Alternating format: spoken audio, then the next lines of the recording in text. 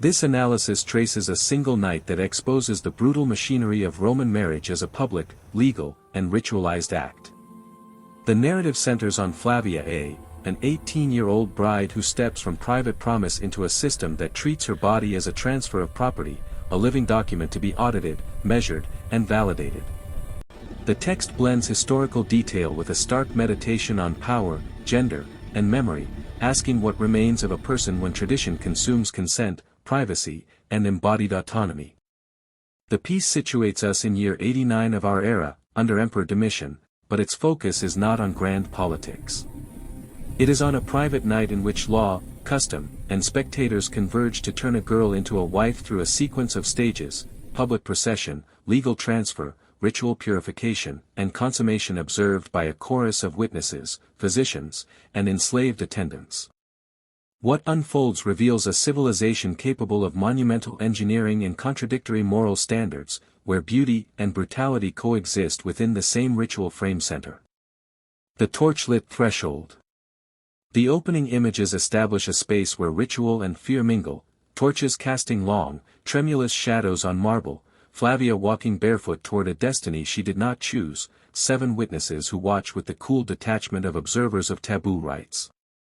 The story foregrounds a dissonance between public ceremony and private experience. The veiling of the bride, the walnuts tossed for fertility, and the municipal grandeur of processions mask a deeper operation: the transformation of female desire into a controlled sign within a legal contract. The procession's double layer. The journey through the streets, with an orange veil catching sunlight like flame, is described as a veneer atop an enduring, unwelcome truth. The family's complicity is palpable, the mother's whispered admonition: do not resist. Whatever happens tonight, do not resist. Haunts Flavia's percepti.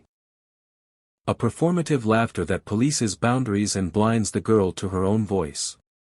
The house as mechanism.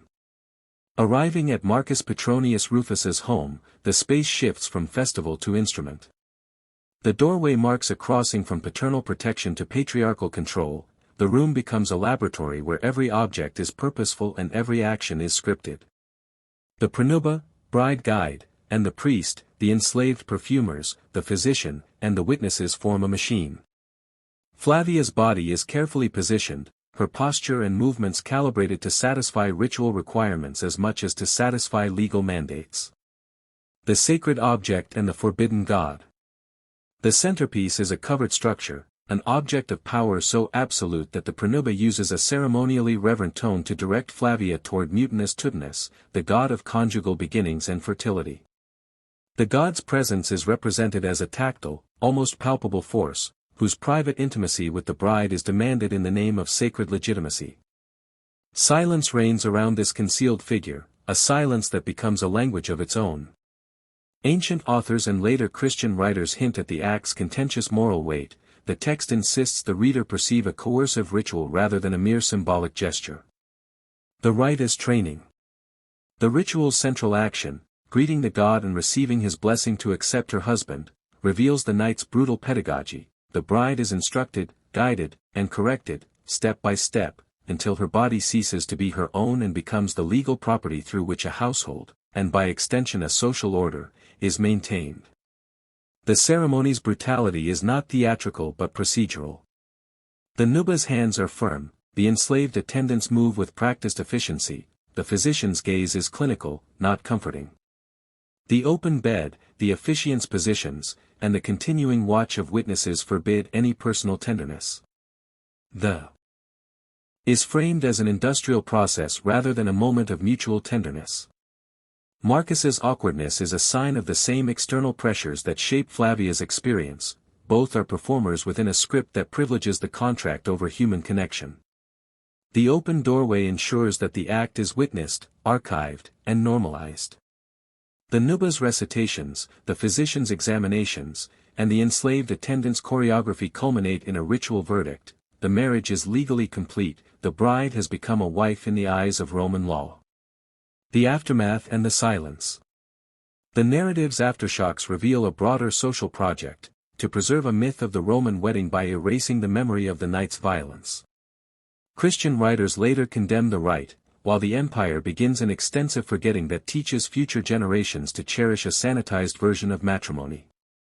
Flavia's life afterward is marked not by trauma's loud outcry but by a quiet resilience. She bears multiple children, maintains a household, and adheres to the expected dignity of a matron. Yet the memory remains, a fracture inside that is never fully spoken, a truth hidden in plain sight within the empire's daily rhythms. Historical echoes and modern reclamations. The text underscores how history preserves fragments of what was once explicit and violent through legal notes, medical references, and Christian condemnations. It argues that forgetting is not erasure but a deliberate shaping of memory. By foregrounding Flavia's voice, though ultimately silent, the narrative invites readers to reconstruct the past, to recognize how social systems discipline bodies, and to challenge the myths that normalize such discipline as tradition. The closing reflection places Flavia's silent legacy within a larger arc, a civilization that builds luminous infrastructure and intricate legal codes while concealing the price paid by women who live within them.